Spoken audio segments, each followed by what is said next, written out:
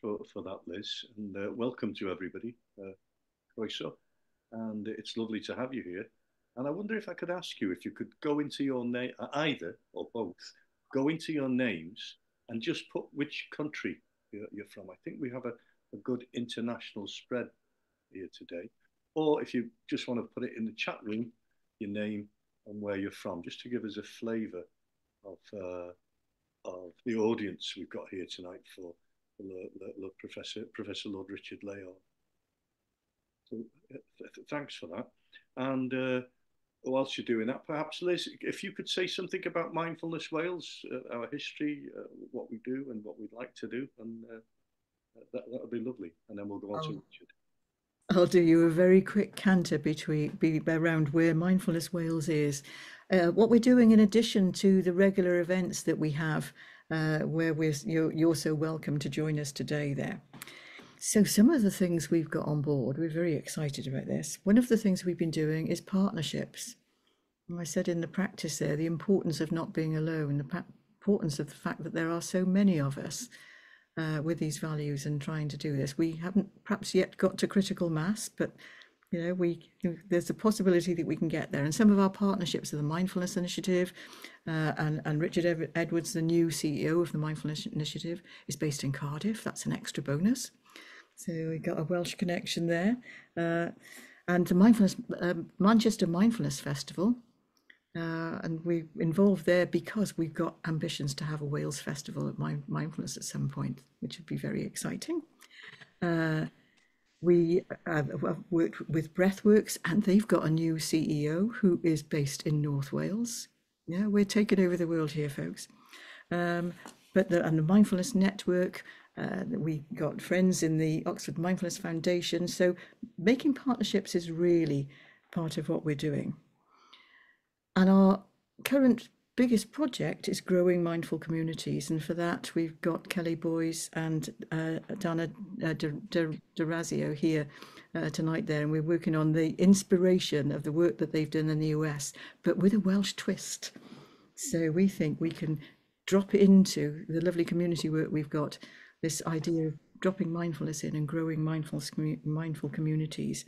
And we will be coming out to our partners in our network in Wales to see how we might take that forward. And part of that is we're looking for funding to do a scoping study. We think there's an awful lot more mindfulness going on in Wales than we know about, and we know about a lot.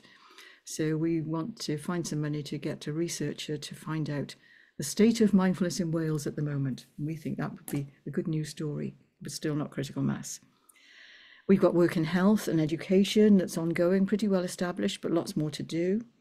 We've got some exploratory talks with the National Museum and Art and Culture.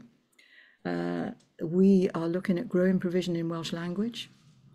And our November talk was Richard Edwards and Carol Davis on making mindfulness accessible and the whole to really reducing barriers to mindfulness. And we think there's a lot of work to be done there. And maybe working more with the third sector than we already do with the voluntary sector. So we've got lots of things ongoing. And we're grateful to all of you for supporting us and all of our partners. Grateful for what you've done so far, but we are really looking forward to working with you on some of these exciting projects that we've got going over the next months and years. So thank you, everybody. Look forward to working with you on some of these things.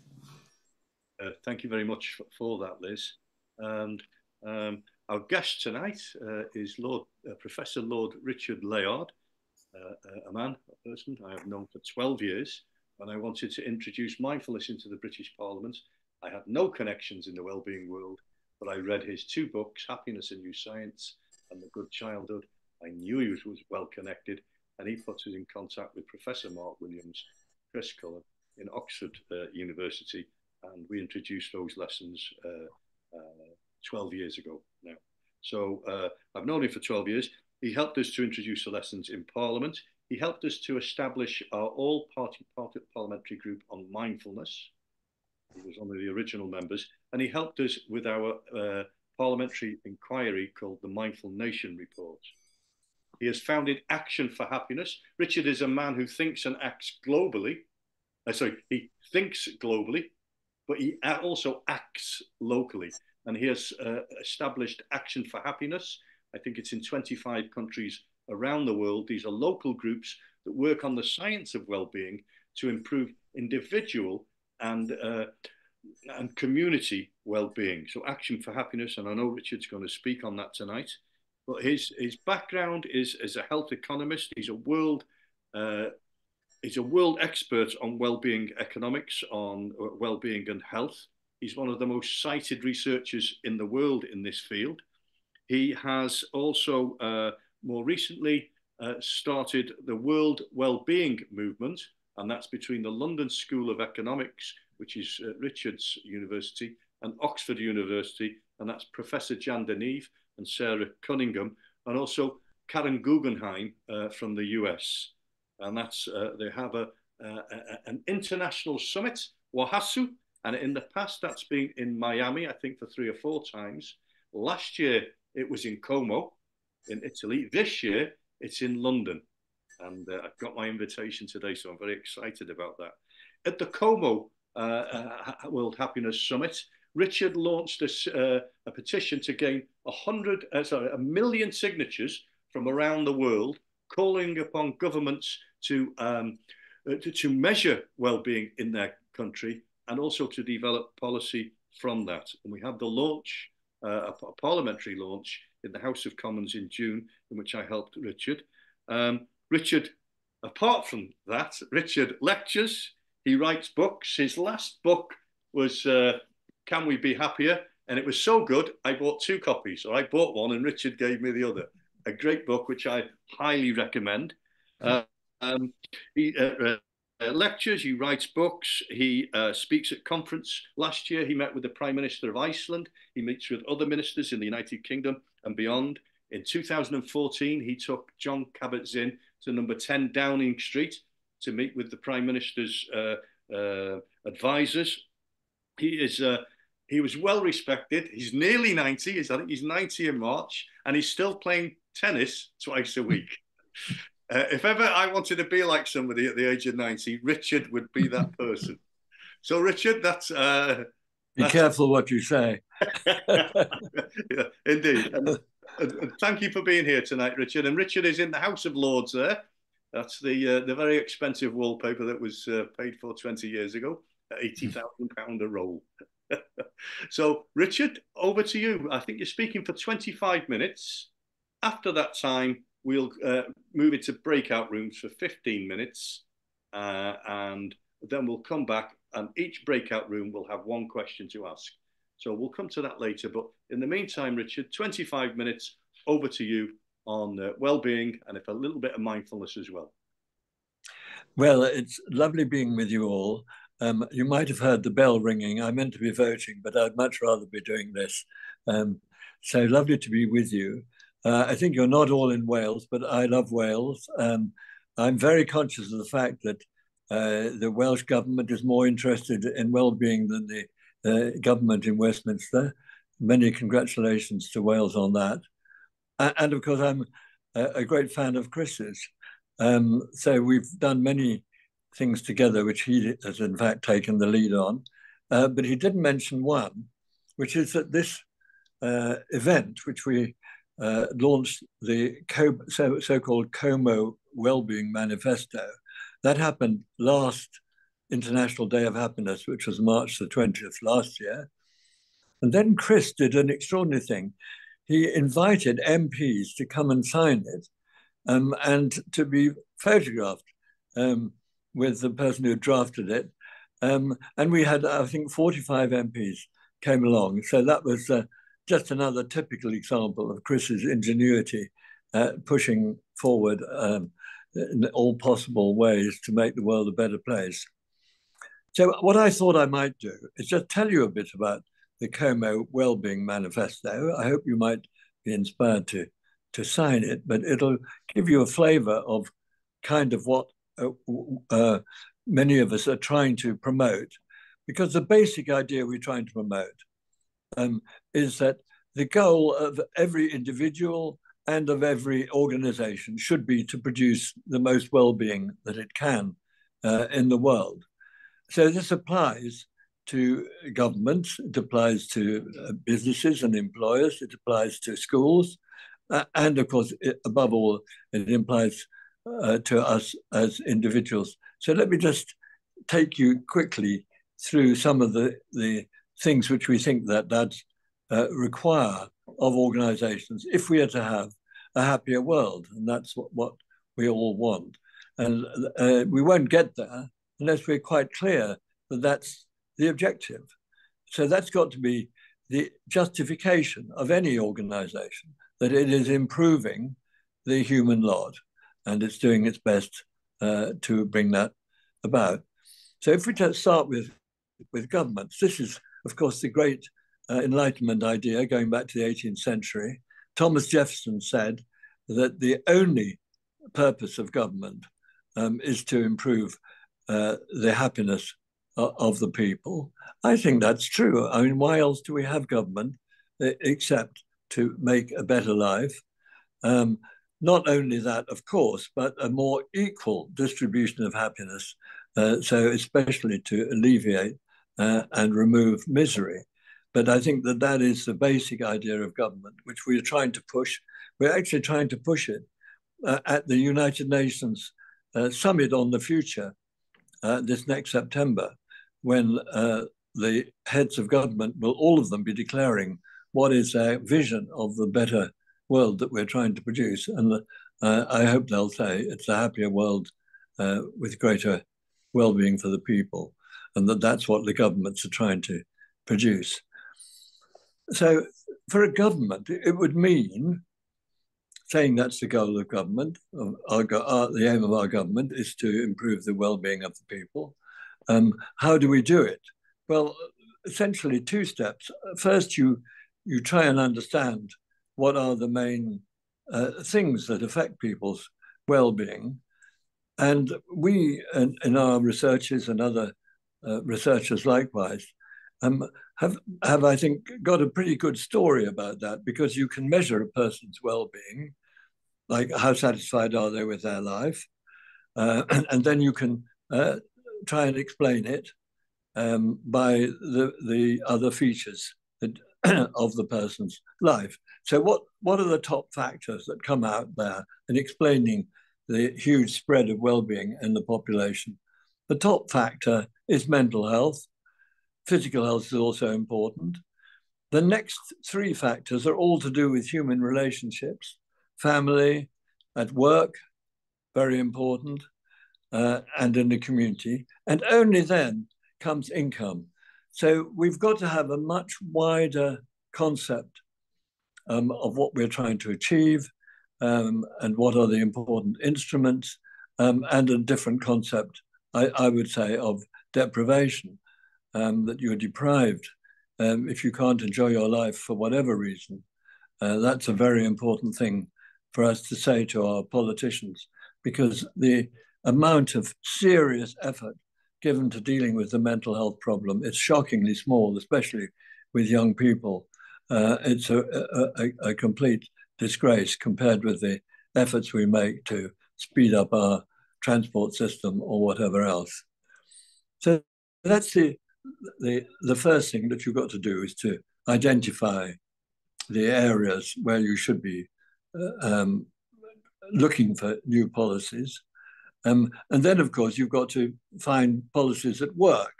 And therefore, you've got to look at the research or conduct experiments and see what are the most cost-effective policies. So I've been very much involved with the treatment of mental illness because up to 2007, unless you were pretty much going to kill yourself or somebody else, you couldn't get treatment on the NHS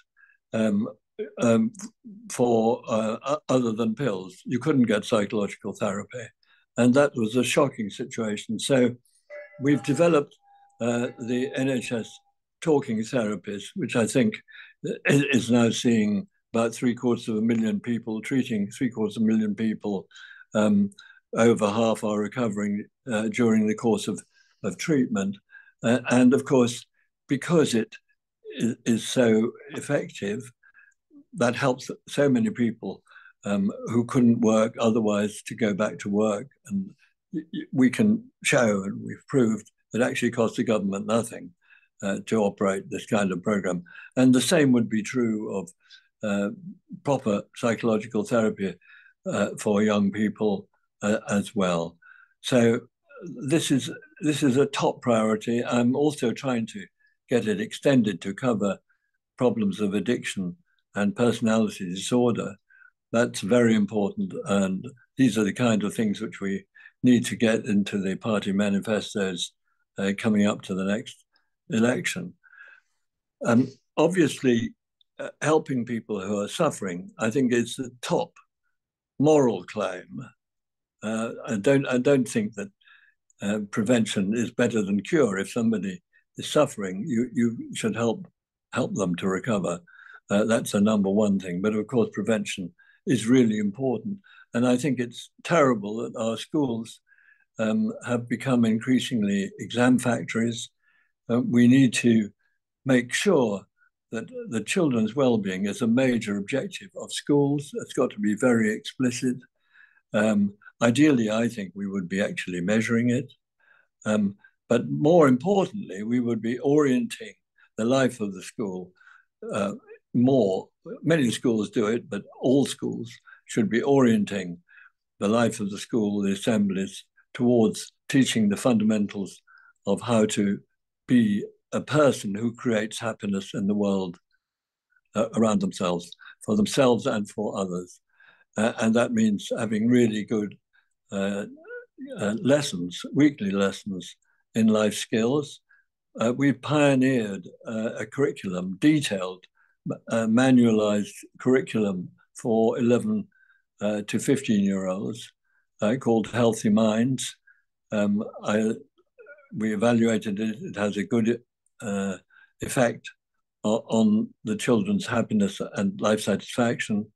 And I think this kind of material is the only way to teach life skills in a professional way, with trained teachers, trained to use evidence-based materials, teaching these very, very difficult subjects. We can't just leave it to the inspired teacher. There are not enough of them. And this is, I think, the way forward in education. Let me move on quickly to employers. I think employers really need, and it's increasingly recognized, that they need to have regard not just to the interests of the shareholders, but to the well-being of the workers. This is to some extent in their interest, but I think, and we've got plenty of evidence that we have deployed to show that, that happy workers are more productive. But it's important that we think of that as a goal in itself, and that we take real care to understand ways in which to make work life more enjoyable. There are very good trials which show that if workers have more control over their work life, they feel more satisfied, and the firm gains as well. So this is a really important chunk of our lives at work. The least happy time for the average person is when they're with the boss. This is an appalling reflection on our management philosophy. It's got to change. Let me press on to the question of the individual and all of us. So Chris mentioned Action for Happiness, which we launched 11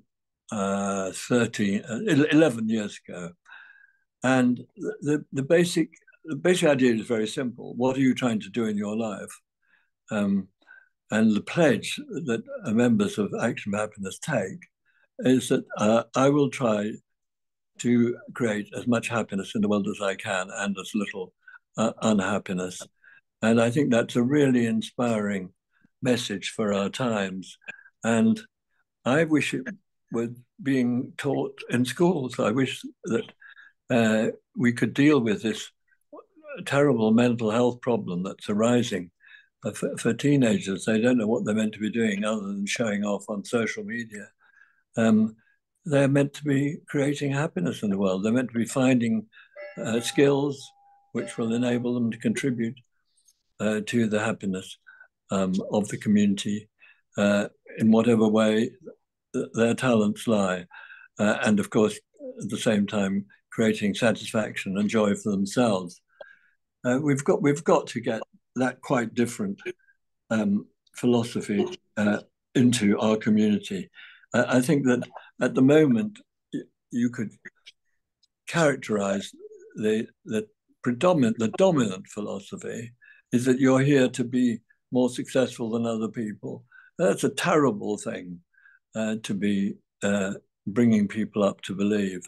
And of course, however hard people try, you can't have a happier society that way, because for every winner, there's going to be a loser. It's got to get away from that culture to what you call the positive sum culture, where people are getting their happiness from creating happiness for other people. So that's the sort of basic message which Action for Happiness is about.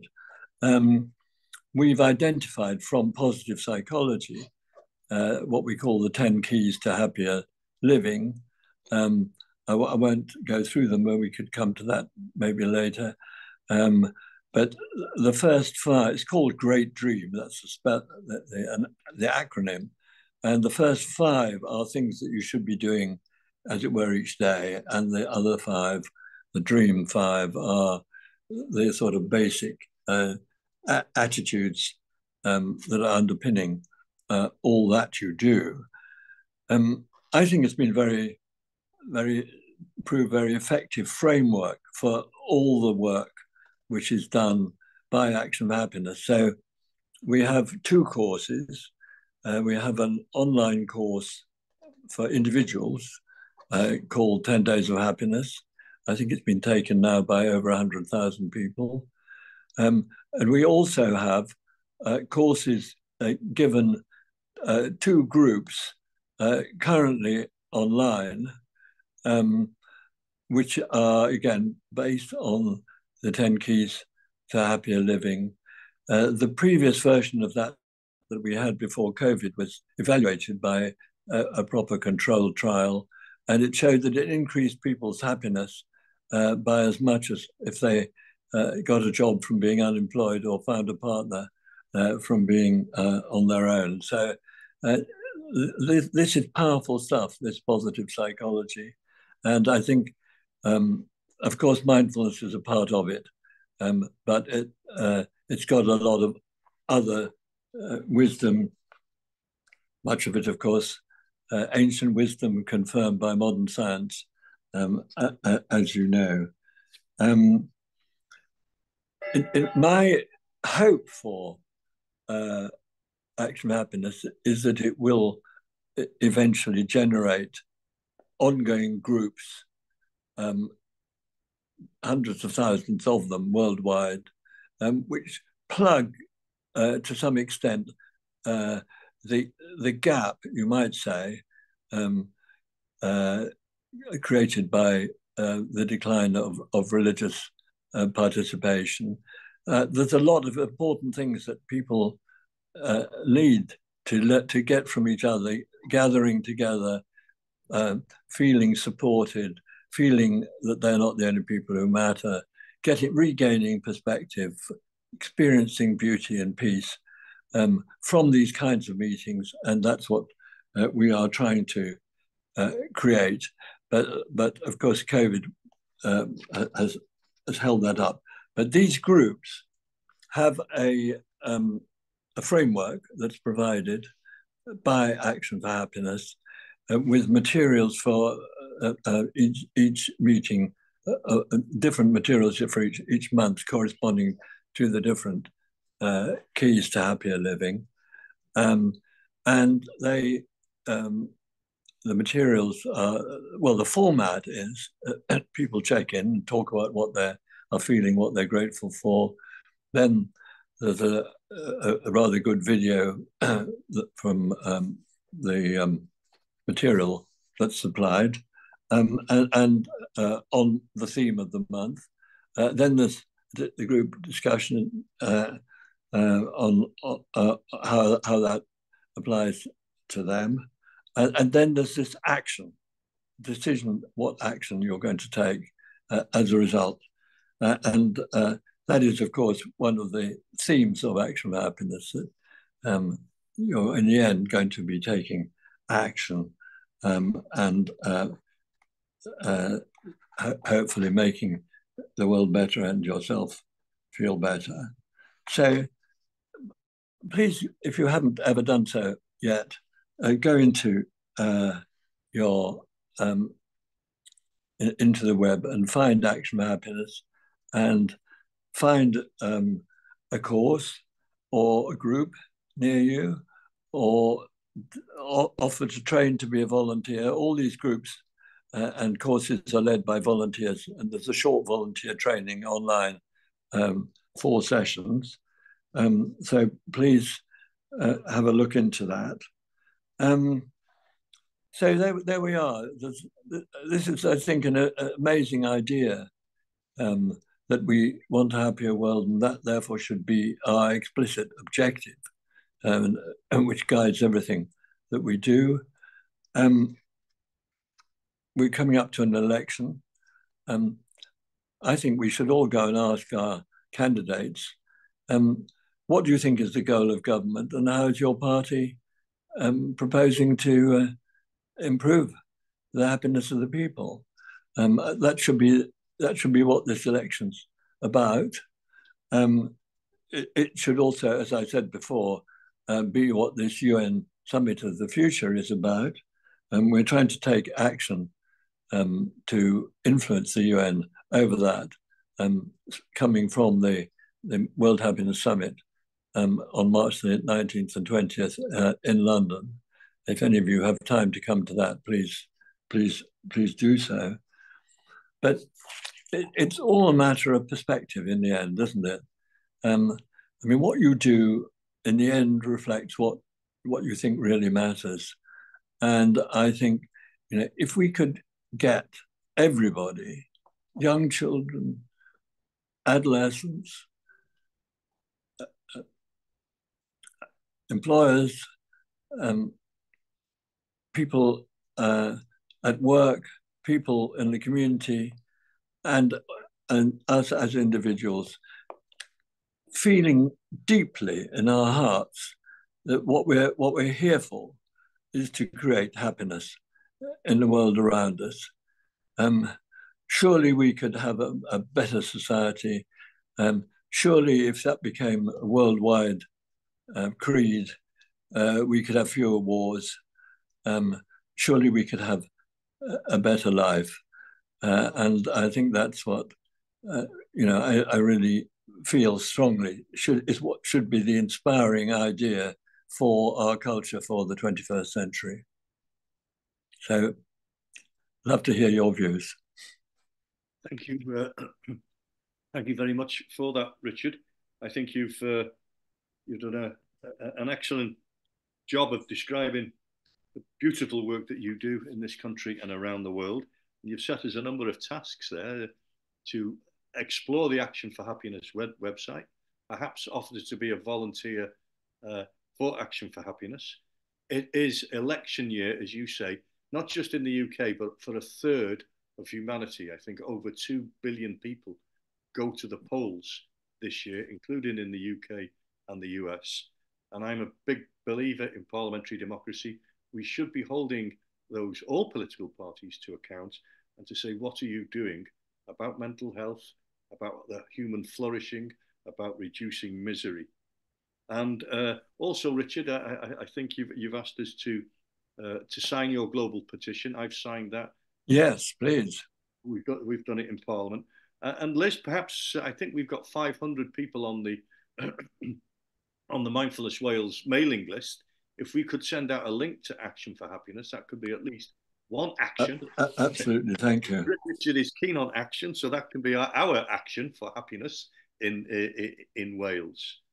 So Richard touched a lot of points there, and we're going to break out now into breakout groups for 15 minutes to discuss these important issues that Richard has mentioned about human flourishing, about reducing misery, about some of the specific programs that he's been involved.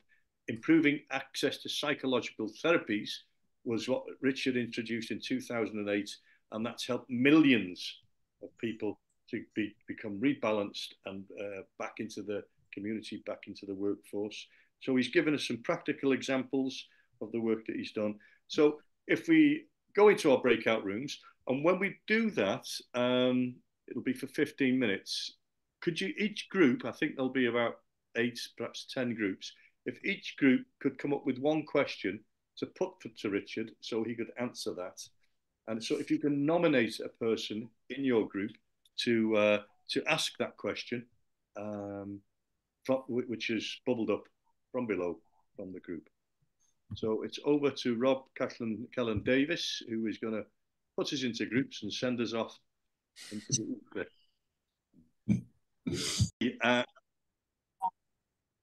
what I failed to ask you to do is to remember your group number. Because I was going to say, group 1, your question, please. Group 2. And we don't know our group number. So I feel like right on the aegis. We'll manage.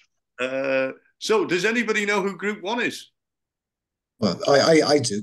All right. Right. Okay. Here we Okay. are. It was Alexander, Ali, Audrey and Birgitta, I think. Okay. Have we got one question from that group for Richard?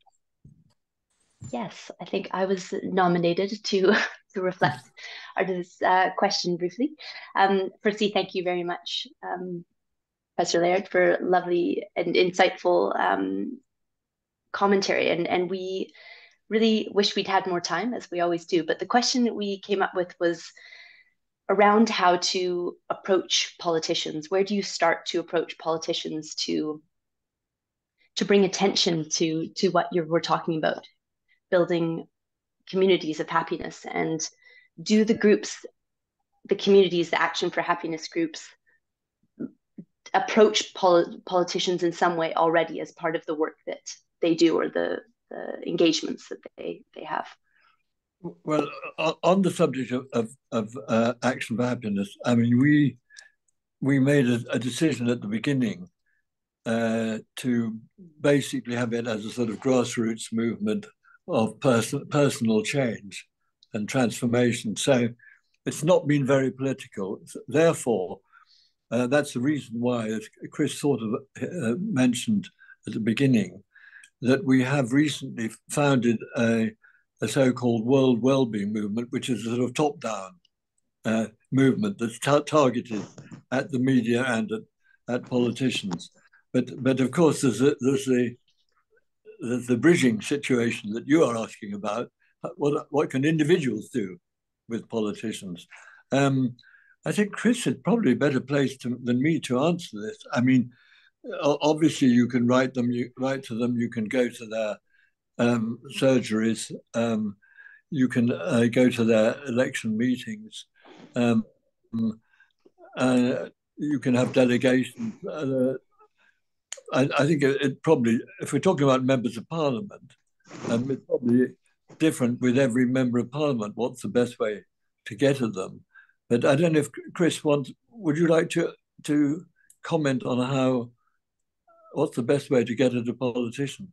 I think it is, from a British perspective, face to face, especially if you come from a suffering angle. If you have got a child that can't get treatment for psychological problems, and go to that politician, look them in the eye, say, "This is my child," and if coordinating groups can provide people with key data, how many antidepressant prescriptions have been issued for children? These are the waiting lists. They're growing longer. Please do something about it. I'm aware that there is a mindfulness group in Parliament. There is a mental health group in Parliament. Please, will you, as my representative, join these groups and do something about it? Will you ask a question in Parliament? will you sponsor a debate in Parliament? Certainly from a British perspective, that's what can be done. And I give an exact classic example this weekend of Brianna Gay, Brianna Guy, who was murdered by two 16-year-olds, and her mother, she has forgiven these, but she says that these kids had suffered, these murdering kids had suffered themselves, and she believes that mindfulness in schools should be rolled out to prevent future cases of similar cases to this happening in future. So there's a fantastic individual with forgiveness and with vision of how to solve the problem. So it is down to the individual to, especially in election year, to take the fight to that politician. Right, agreed.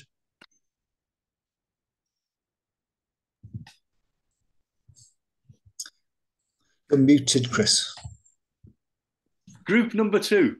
I believe that's you, Chris. You were in Right, I'm speaking too much. But one question that came from our group was the crisis in mental health for children and young people and young adults.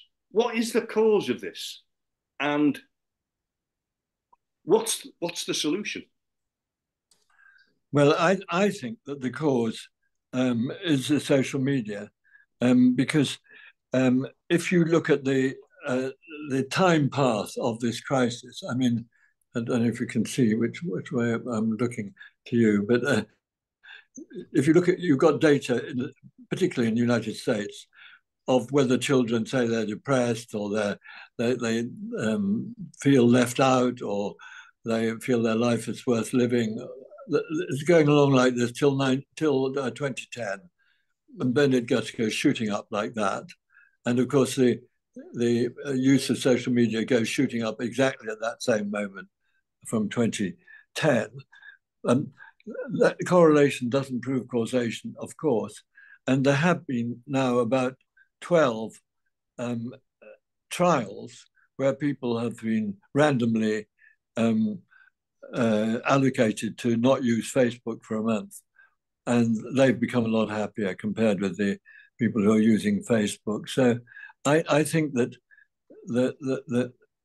an important part of the problem is that people are constantly being exposed to the best sides of other people's lives, and they compare them with their average of their own lives, and they feel inadequate.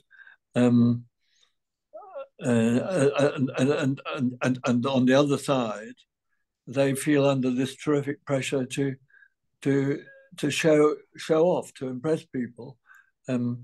I mean, I remember when I was at school, and I discovered that our headmaster that I rather liked when he was a student had been very keen to impress, and that was a condemnation. I mean, to be feeling that you should impress people was something which was really looked down on when I was growing up. But now, I mean, you're told you must impress people all the time. I mean, you obviously have to impress at a job interview or something like that, but to have to be impressing all your life is a terrible burden. I don't know if you agree with that interpretation, but I think that's probably the most important thing, the extraordinary self-consciousness, and not just living your life, but sort of viewing your life as if it was on show all the time. I think is a terrible burden. I think that's a correct assessment, and it brings to mind that nugget of wisdom: comparison is the thief of joy. Exactly. Micro comparisons is definitely the thief of joy. I mean, let me just mention, because it always comes up, the ranking of happiness by countries. So in the World Happiness Report, every March the 20th, we publish this ranking. And the Scandinavian countries are always at the top. And Britain and America something like 19th or 20th. I think it is this culture that we have, which is that you must show how different you are and how special you are. Whereas in the Scandinavian countries, children are brought up to try and find the things which they have in common with other people rather than to have to show all the time how different they are. Thank you for that, Richard. And Rob, the next group. I know there's a question from Gary in the chat who actually was meant to be in the next group, but that group he didn't manage to arrive there. And there was GB19 and David's iPhone in that group. So I don't know if GB19 or David's iPhone is here, but if not, then Gary does have a question which he's put into the chat there. I don't know if you can see that, Chris. Right, let me have a look. I can read it out if you want. Yeah, where is it? I'm curious if Lord Layard or others can comment about the difference between mindfulness in education or work versus mindfulness as education for work. The former is a stopgap measure, whilst the latter is transformative. Well, I'm not sure that I'm the expert on this. I mean, I think that I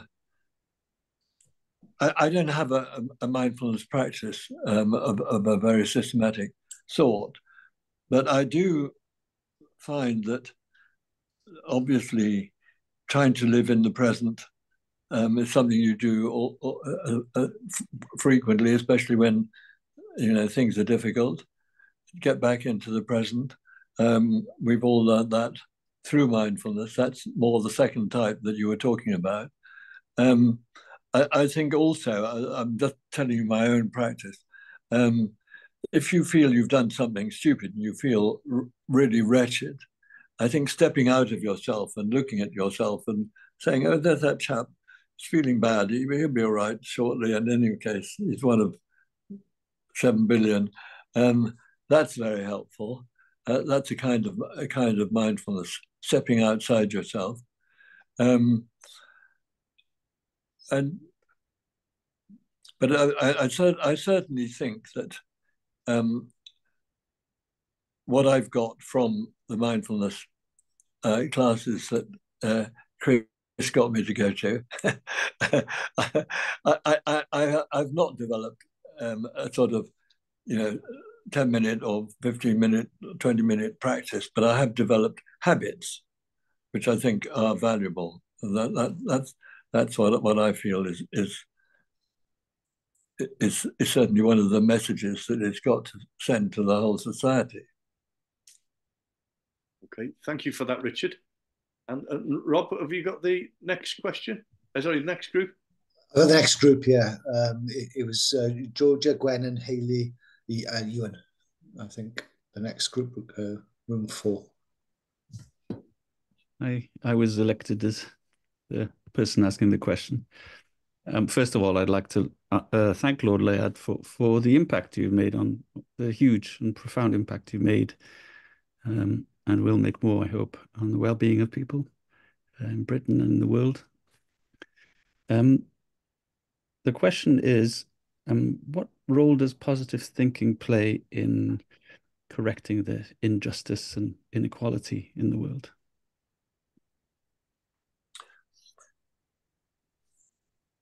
Well, it's quite a good question.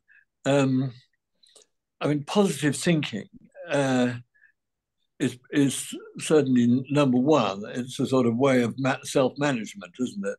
I mean, we've all got, obviously, from our origins in the savannah, a sort of natural negativity bias, because that's the way to survive. It's to be aware of danger all the time.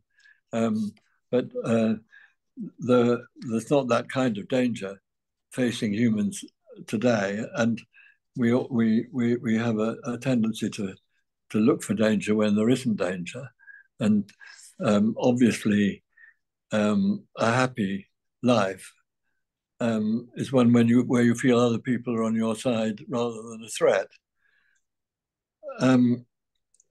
against that, of course, this highly competitive culture turns other people into threats. So that's a sort of modern force that's pushing us back into the savannah. But sorry, I've lost the track of repeat your original question. What role does positive thinking play in solving now inequality? injustice? Now, when it comes to inequality, I mean, I think the thing which makes one want to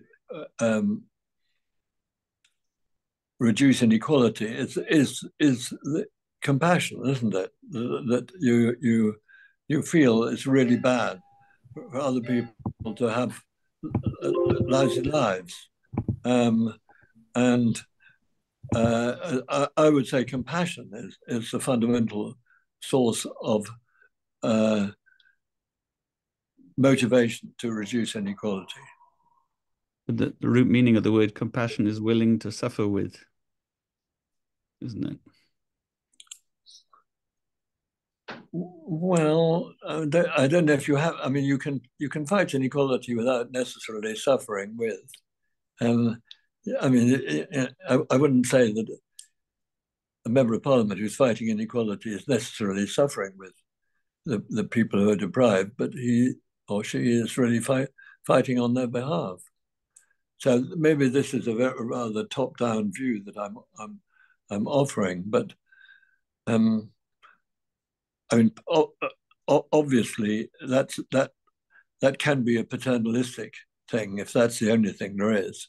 So you need engagement as well as support, sort of overarching support for the deprived. Obviously, you need people to engage with them. Absolutely. Thank you for that, Ewan, and thank you for the answer, Richard. Rob, the next group? Room 5 was Marie, Ros, and Suzanne. Room 5. Have we got a question from room 5? Hi. Well, first of all, thank you, Lord Layard, for a very inspirational talk there. We talked about quite a lot of things together. And I have a question myself, and I think that the two people, Ros and Susanna, who were with me, were willing for me to ask that, so I hope that's okay. I understand about the Action for Happiness and all what it does. I sometimes struggle with the word happiness. And I wonder if it can sort of get lost in translation, as it were. And whether the word happiness can almost be an obstacle when talking to politicians, that it can seem a little bit, I'm not sure what the word is,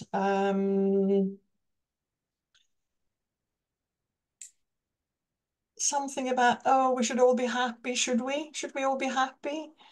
And I wonder if maybe there isn't another, in a similar way, I think it's difficult with the word love. And I feel it's on a sort of a similar plane to that. And I wondered if you could say something about coming up with the word happiness. I understand that it has the sort of all the well-being and ease of living and all of that. But I wonder if it could be an obstacle, just the language. Well, you're quite right to raise this question. Of course, we spend a lot of time thinking about this. Yeah. So, but first, I think that the fact that the word happiness is problematic is a central feature of the problem.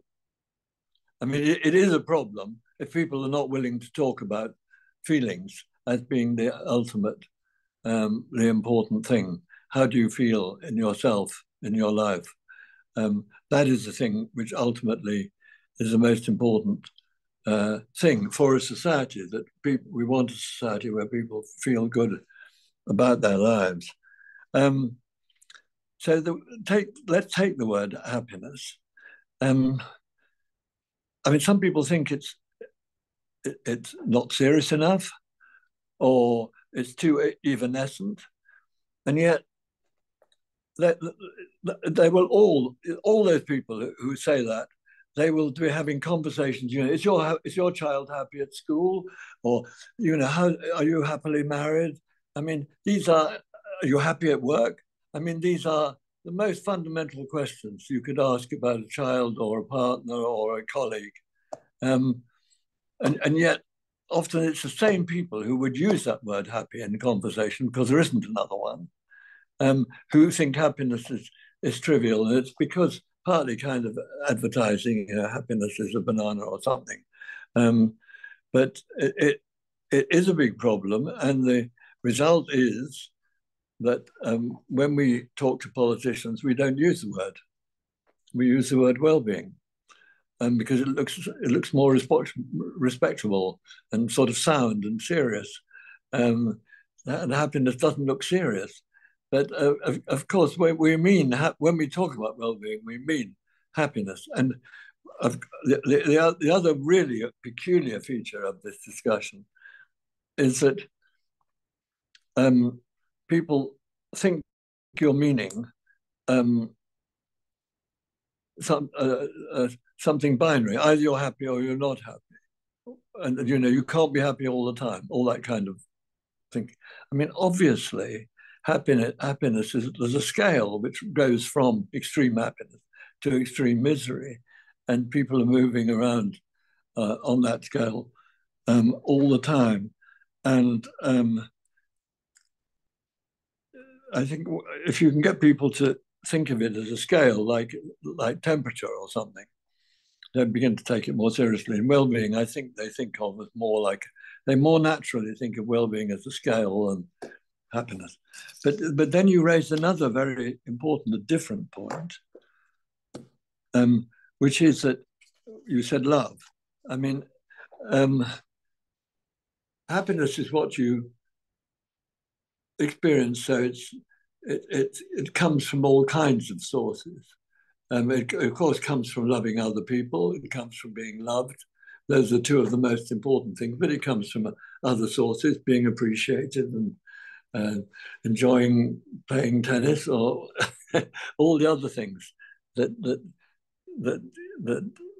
make for the fullness of life. And there is a quite different approach, and I'm not sure if you were hinting at it, that you should be loving other people. Now, that is absolutely, of course, central.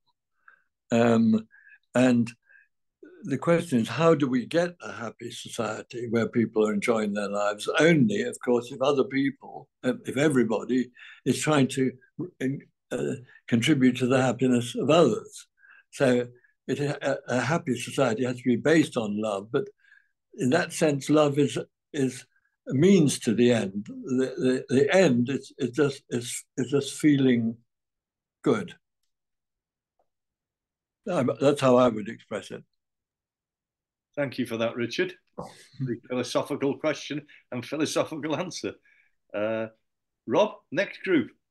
Yep, room 6, Chris, was Josie, Kev and Lindsay. Okay, so thank you very much, Richard. It's been it's been a really interesting thing to listen into and topic, and covering quite a few parts of my past. So education, we talked a lot about education in the room, and concerns of why mindfulness is not being taught and what is actually being taught at school. I worked 10 years in education, working with young people that were out of mainstream for behavioural issues. So I've got a good awareness level of that. And as a former Marine, and I left in the late 90s, and I had quite a turbulent transition into the real world, whatever the real world is. But we looking at currently what I do, I work with on wellbeing and subjective wellbeing with a kick in the Midlands, and we have worked with 400 or 500 people this year. So we are running that education. We do hear time and time again, why didn't we get taught this at school? And I think it is very difficult. I think the school system does need a shake up, and it definitely should be taught as soon as possible. Emotional literacy, I think, is a big issue, because not having the language to discuss it with one another is a huge barrier. So at least, emotional literacy should be brought in. But when I heard you mention about sort of we're talking like Finland, Sweden, those countries where they are on the well-being throughout the world on the scale, they're always right up there. And one of the things that I'm led to believe is that one of the reasons is because they have a lot of trust in their government. So for me, the question is, how big a factor do you think the well-being or the mindfulness sort of movement, what are we up against? Is the trust of the government a big stumbling block? And if it is, who's going to let them know that they need to build a bit more trust with the people that they're supposed to be looking after? So what is the impact of trust element with the government to the happiness of the people that they are supporting? Well, I think the more important thing for people's happiness is whether they trust other people more important than whether they trust the government. I mean, that's not the biggest element in anybody's life. Yeah. One's top down, isn't it? I'll come back to that, but I just wanted to say that there's a question: do you think most other people can be trusted, or you can't be too careful?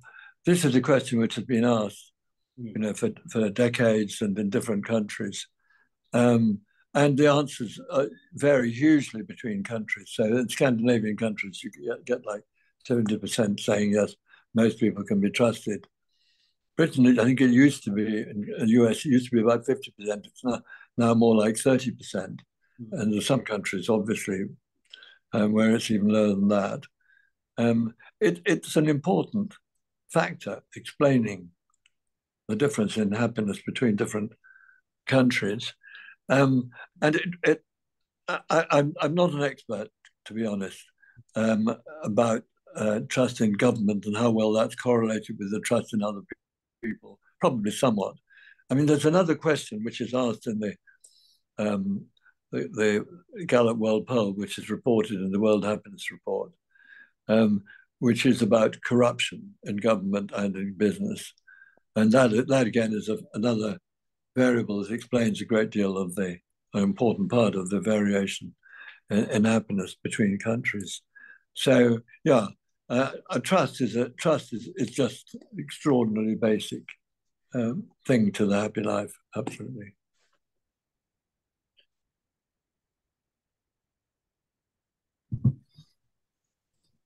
The next group, Rob, I think we've got 10 minutes left. So okay, we've got two groups left. We've got room 7, which was Esther Trang and E. Harris. Okay. Have we got a question?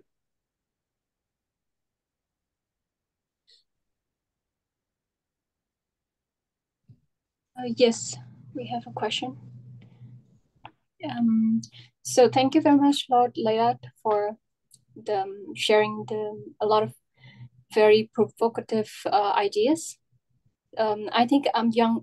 I am one of the youngest person in this room. So we, growing up, were told to work, to study hard, and then when we adult, we are told to work hard.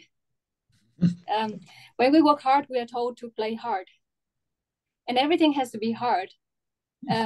Personally, from my experience, I knew that it's not working, and until our quality of life is almost, at zero, we started to rethink. So how should we live our life again?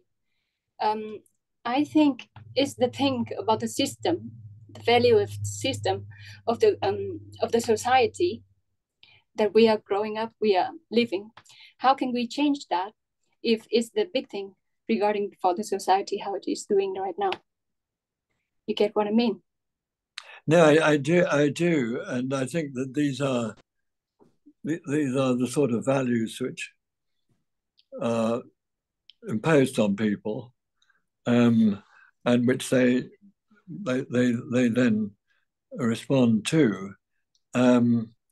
And every now and again, people rebel, and on their deathbed they wish they had done something different. But it's a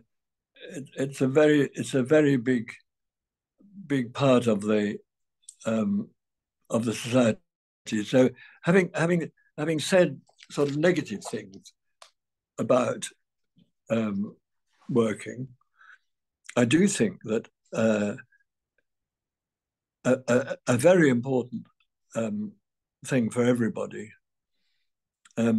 is to have some well-defined purpose. Now, your purpose can be to contribute to the well-being of humanity. That's right, but it's got to have some more focus to it than that.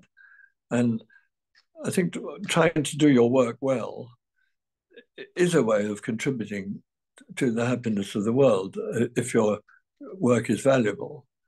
So I don't think there's anything wrong in wanting to work hard or caring about whether your work is going well. But of course, you've got to have some hinterland, some other territory that you inhabit as well.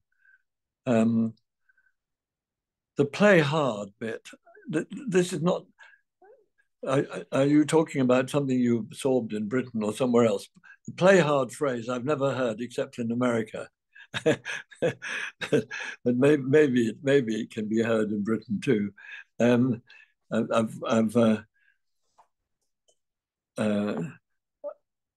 think in Britain there is a certain appreciation of the idea of relaxation, which is quite important. And relaxation, that people wouldn't use the word mindfulness, but relaxation has an element of being in the present and appreciating the present, which is obviously an important part of a satisfying life. It's one of the in the course that we followed in Parliament, which was Peace in a Frantic World, 8 lessons, and one of the lessons was on nourishment and depletion, and a thing called the exhaustion funnel. You'll start at the top where you're in balance, and then you come under pressure. So you throw out the things that nourish you, and you take on more that deplete you. So then you go down another circle, and then another circle, until you throw everything out, and then you have burnout at the bottom. So I think it's one of the gifts, one of the great lessons that I learned, and Richard referred to before, as well as the actual physical practice of breathing exercises, but these attitudes of mind, these gifts of the mind, and keeping nourishment and depletion in balance, I think is a key gift and something that you have to work on. Yeah, absolutely. So thank you for that question, Trang. And Robert, have we any more questions, or is that it? One room 8, which was Louise, Mel, Pam, Trudy, and Victoria. So I don't know if we have a question, and I hope my group will forgive me. The question has changed a little bit, listening to all of these lovely questions and beautiful answers, Lord Richard. So I'll try and make it really brief. If you were able to have a say in the planning of a new area, because there's so much new build going on in this country, England and Wales. If you had some input to plan a new area that could be based on the well-being of the people who are going to use it, live in it and use it, would there be one particular thing that you would recommend as chief compassionate planner? Well, you obviously want people to feel that they belong to a community, and So some community facilities are really important, some central place, but also there's a famous village outside Cambridge, I can't remember its name, which won a prize for its town planning. And it arranged, the disposition of the dwellings and the paths leading to the vehicles, so that people had to run into each other. They couldn't sort of just get from their house into the car. They had to meet with other people before they got to the car. I think, community and the sense of belonging is what you've got to generate, and then you've got to think of how to do it, express that, or put down the physical structure that generates that. Thank you very much. That's a lovely answer, and I share your what you said there, Victoria. There's been some lovely questions from some thoughtful questions. Wonderful. And Richard, your answers have been insightful, wise, as you'd expect from a man of your no, we're all learning. Training in years. And it's been wonderful to have you here tonight amongst us here in Wales, and indeed around the world. And thank you for your contribution, and I look forward to working with you over the next weeks and months on. We've got a lot to do. We've got an awful lot to do, and good luck with everything that you're doing. And we will do our best in Mindfulness Wales and with the connections that we have around the world to promote that the agenda. Well, your agenda is our agenda, which is the increasing of human flourishing and the decreasing of human suffering. And I don't think it's in the right balance at all at the moment. It's a big task, but I think it's something that everybody here tonight is bought into, and not just bought into. They're trained. They're working out there in schools, in workplaces, doing their best for themselves, their communities, and their families. So thank you, everybody, for turning up tonight. And we have a follow-up meeting to see if we can take any actions from tonight's meeting. The whole meeting tonight has been recorded, and we will make that available. But we're having this follow-up meeting on the 15th, I think it is, Liz, and to rake over the coals to see what actions that we can take forward from this, because it's lovely to talk about things, but action is the thing that matters. So thank you very much. Diolch yn fawr iawn, pawb, for turning up tonight. Thank you, everybody, for turning up tonight and for contributing so positively and so well. Okay. Yeah. Thank you so much. Lovely to meet you all. Yeah. Good luck. All right. No star. Good night. Diolch yn fawr. No star. Bye. Thank you. Thanks all. Thank you.